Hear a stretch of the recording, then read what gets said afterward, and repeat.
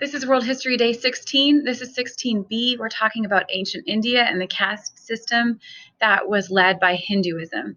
So the bottom class of people, as you're probably wondering, were considered to be the workers, the servants, the slaves. And then beneath them, there was a group called the Untouchables. The Untouchables actually, today, in India make up 16% of the population.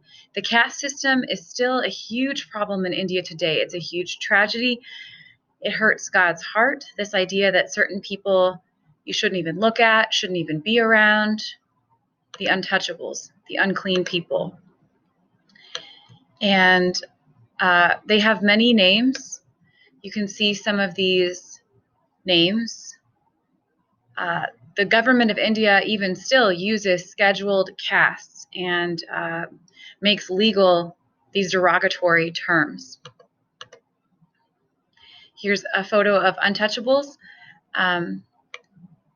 It looks like some of these people at least have the benefit of a bicycle. Whether the bicycle has all the parts and is in working order is uncertain.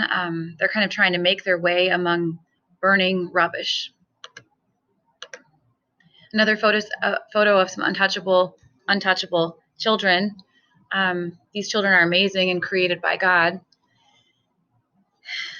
Just trying to dig through the rocks, get the belongings that they can. So close to, then there's kind of a fence to keep them separate from people who live in this extremely furnished building here.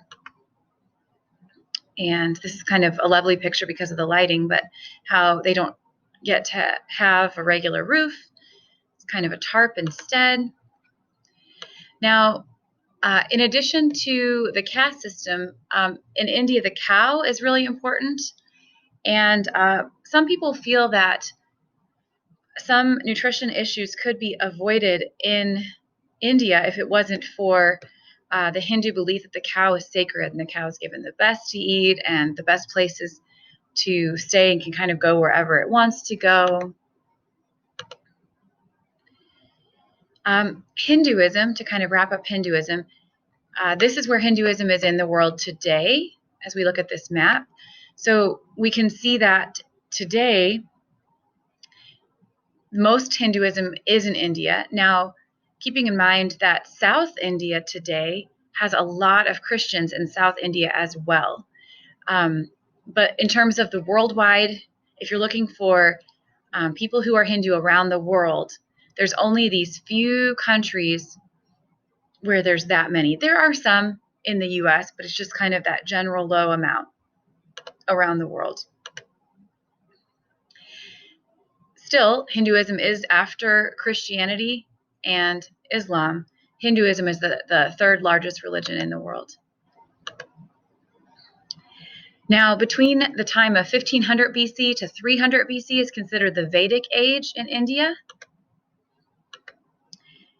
And some people rejected Hinduism, but made a kind of a different variation of it called Buddhism, which I'm sure you've heard of, which is now today totally separate, but has some overlapping characteristics because the first Buddhists had been Hindus first. They rejected the number of Hindu gods and the caste system. Buddhism in the world today has grown more, you can see, apart from India, actually. It hasn't taken as much of a hold in India, even though it started there.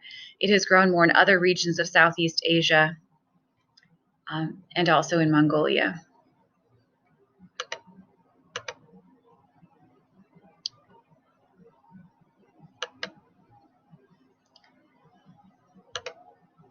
So to talk a little bit about Buddhism, because it started in ancient India, well, actually, to go back to talking about the Aryans, they built no cities, but they developed Hinduism, and they collected religious teachings in the Vedas.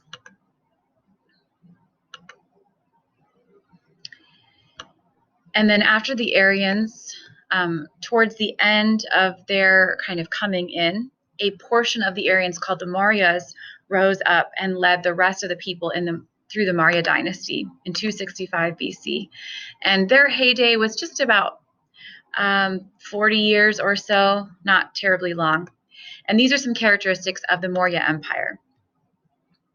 They did defeat the Macedonians. When we get to Greece, we're going to talk about Alexander the Great, and you're going to see when